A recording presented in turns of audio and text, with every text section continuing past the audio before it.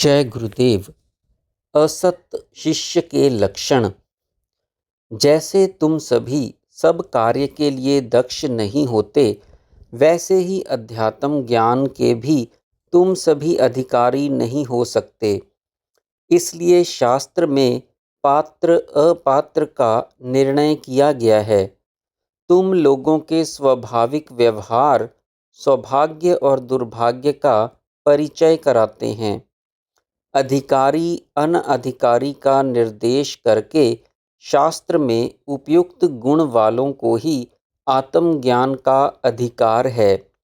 जो लोग शास्त्र कथित सद्गुणों से रहित हैं, उनकी बुद्धि में ब्रह्म ज्ञान का प्रकाश नहीं होता।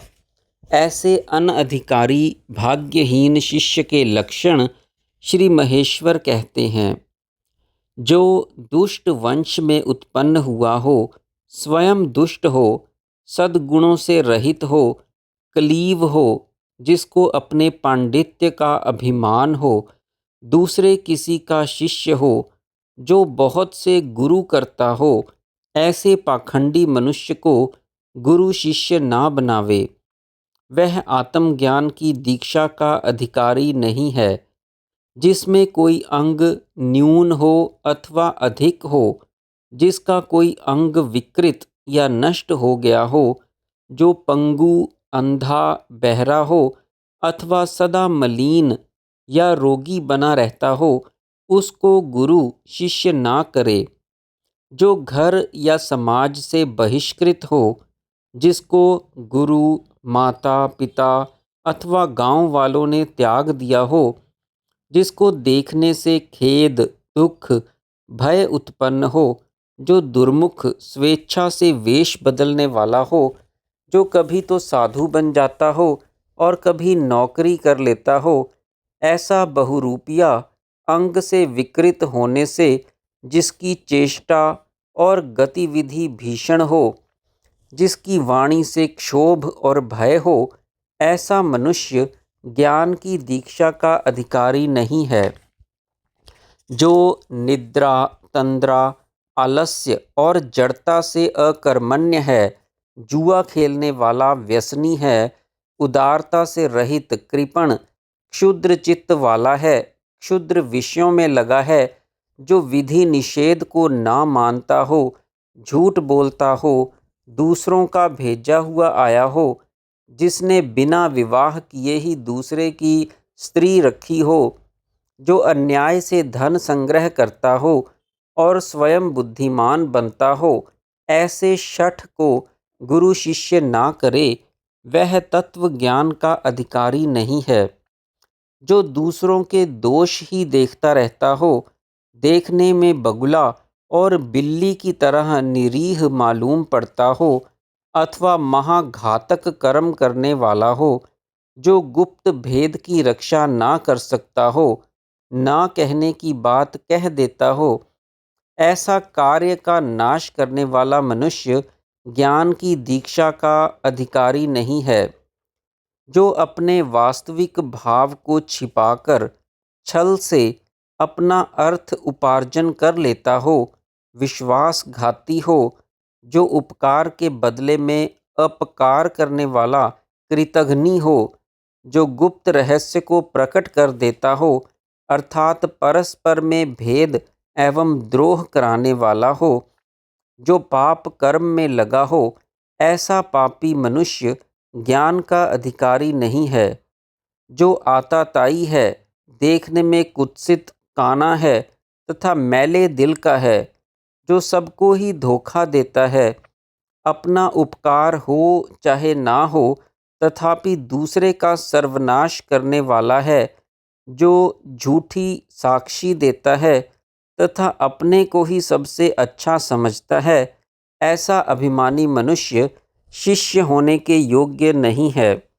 जो मिथ्यावादी, निष्ठुर एवं आसक्ति वाला है, जो दुनिया भर का बखेड़ा करता रहता है, जो कदर्य भाषी, कुतार्किक, बकवादी, बुरे विचार रखने वाला है तथा बिना प्रयोजन ही झगड़ा करने वाला है, ऐसा मनुष्य आत्मज्ञान की दीक्षा का अधिकारी नहीं है। जो मूर्ख नास्तिक है, ज्ञान की बातें बनाया करता है, जो वृथा दूसरों पर आक्षेप करता है, परोक्ष में निंदा और अनिष्ट की चेष्टा करता है और प्रत्यक्ष में प्रियवादी बनता है, ऐसा मनुष्य अधिकारी नहीं हो सकता। जो केवल मुख से ब्रह्म ज्ञान कथन करता हो, गुरु से प्रताड़ना करके विद्या की चोरी करता हो एवं अपनी प्रशंसा करता हो, दूसरों के सद्गुणों को सहन ना कर सकने के कारण दुखी होता हो और क्रोध करके अहित करता हो, ऐसा मनुष्य तत्व ज्ञान की दीक्षा का अधिकारी नहीं हो सकता। जो बकवादी है, दुर्जनों से मैत्री रखता है, जिसकी सब लोग निंदा करते हैं, जो व्यर्थ ही दूसरों को कष्ट पहुंचाया करता है, ऐसा ज्ञान से और ज्ञान मार्ग वालों से शत्रुता करने वाला मनुष्य दीक्षित होने योग्य नहीं है। जो सबके पास अपना ही दुख रोता हो, अपने स्वामी का द्रोह करता हो, जो शिष्यनोदर परायण अर्थात जिह्वा और उपस्थ के सुख में रत होने वाला हो, चोर हो तथा अपने को ही धोखा देता हो, पशु के सदृश हित अहित का विचार ना करके वर्तता हो, ऐसा आत्मवंचक मनुष्य ज्ञान की दीक्षा का अधिकारी नहीं है। जो अकारण ही द्वेष करता हो, क्लेश और क्रोध करता हो, जो अत्यंत गर्हित कर्म करने का साहस करता हो, बिना प्रयोजन दूसरों का दिल दुखाने को हंसी करता हो, ऐसा दूसरों का चित्त दुखाने वाला मनुष्य शिष्य होने के योग्य नहीं है। जो कामी अत्यंत निर्लज हो, जो मिथ्या ही दुराचार की चेष्टा करता हो तथा असूया मद मत्सर दंभ अहंकार से युक्त हो, गुरु को चाहिए कि ऐसे अनधिकारी को कभी शिष्य ना बनाए। जिसका मन ईर्ष्या निर्दयता कपट कृपणता और क्रोध से युक्त हो, जो अधीर दुखी भीरु अशक्त स्तब्ध और आतुर हो, ऐसे मनुष्य को आत्मज्ञान की दीक्षा नहीं देनी चाहिए। जो महा अज्ञानी मति मंद तथा मूढ़ है, चिंताओं से घिरा रहता हो, जो तृष्णा और लोभ से युक्त तथा असंतुष्ट है, दूसरों को अपनी दीनता दिखाकर सबसे याचना किया करता है, ऐसा मनुष्य तत्व ज्ञान की दीक्षा का अधिकारी नहीं है। जो बहुत खाने वाला हो, कपटी हो तथा दूसरों को भ्रम में डालने वाला कुटिल हो, जो भक्ति श्रद्धा दया शांति एवं धर्माचार से वर्जित हो, ऐसे मनुष्य को दीक्षा नहीं देनी चाहिए। जो माता पिता गुरु तथा ज्ञानी महात्माओं की अच्छी बातों की हंसी करता हो, ऐसे दुर्गुण युक्त मनुष्य को गुरु शिष्य करना त्याग करें। ऐसा मनुष्य ज्ञान का अधिकारी नहीं है। सत शिष्यों के लक्षण। पूर्व कथित असत एवं त्याज्य शिष्य के लक्षण कहकर अब श्री महेश्वर सौभाग्यवान पुण्यात्मा योग साधन के उत्तम अधिकारी शिष्य के लक्षण कहते हैं। जो पुरुष समाधि के साधन यम नियम आसन प्राणायाम आदि में परायण हो, गुण एवं शील आदि शुभ लक्षण से युक्त हो, वही तत्व ज्ञान की दीक्षा का उपयुक्त उत्तम अधिकारी है। जो मनुष्य शुद्ध मन वाला हो एवं श्रद्धा भक्ति युक्त शास्त्रज्ञ हो तथा सुंदर शरीर युक्त स्वच्छ वस्त्र धारण करता हो, वही शिष्य होने के योग्य तथा आत्मज्ञान की दीक्षा का अधिकारी है।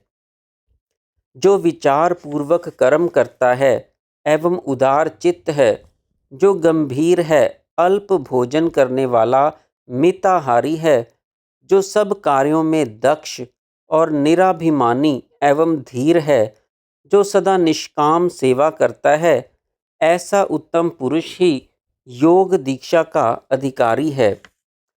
जो पुरुष सभी कार्यों को कुशलता से संपन्न करता है, जो सबका उपकार ही करता है, जो पाप कर्म से भय मानता है, पुण्य कर्म से पवित्र है, जो कृतज्ञ है एवं साधु सज्जन के अनुकूल वर्तता है, ऐसा उत्तम शिष्य ज्ञान की दीक्षा का अधिकारी है।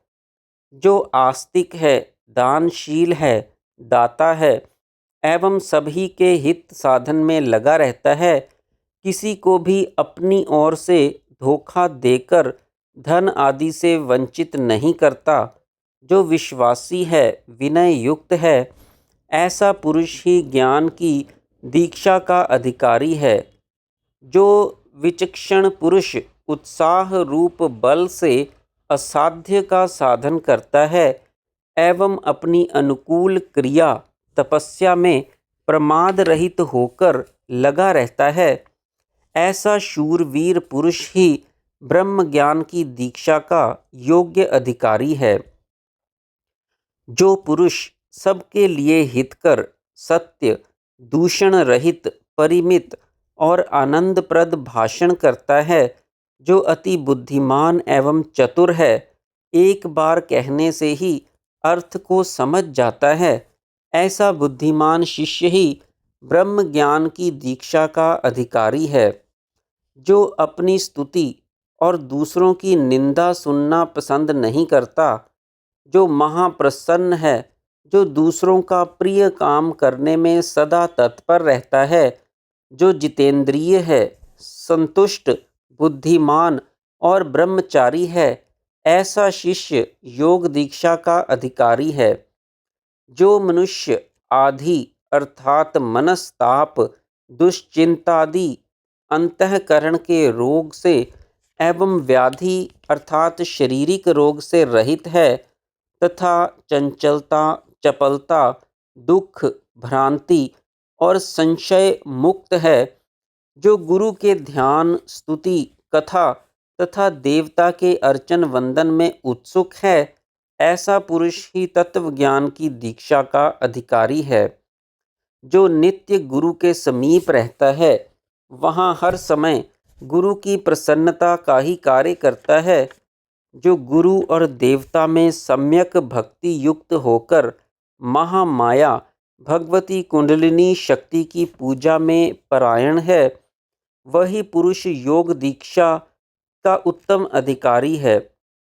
जो मन, प्राण और शरीर से नित्य परिचर्या करने के लिए उद्यत रहता है एवं गुरु की आज्ञा का पालन करता है, गुरु की कीर्ति प्रकाश करने वाला ऐसा शिष्य ही योग दीक्षा का उत्तम अधिकारी है।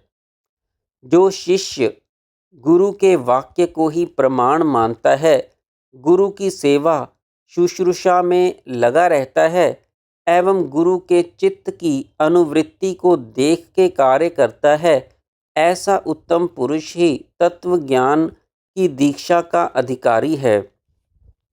जो शिष्य गुरु के पास अपने जाति, मान तथा धन का गर्व नहीं करता, गुरु के द्रव्य की अपेक्षा नहीं करता, गुरु की कृपा का आकांक्षी होकर रहता है, ऐसा उत्तम पुरुष ही शिष्य होने के योग्य तथा तत्व ज्ञान की दीक्षा का अधिकारी है। जो पुरुष निरंतर जप, तप, ध्यान आदि में लगा रहता है, जो केवल मोक्ष मार्ग की ही कामना करता है, ऐसे शुभ लक्षणों से युक्त शिष्य को ही गुरु ग्रहण करे, वही आत्मज्ञान की दीक्षा का उपयुक्त अधिकारी है। जो व्यक्ति तन, मन, धन और प्राणों को गुरु को समर्पण करके गुरु से योग सीखता है, वही शिष्य कहलाता है। जय गुरुदेव।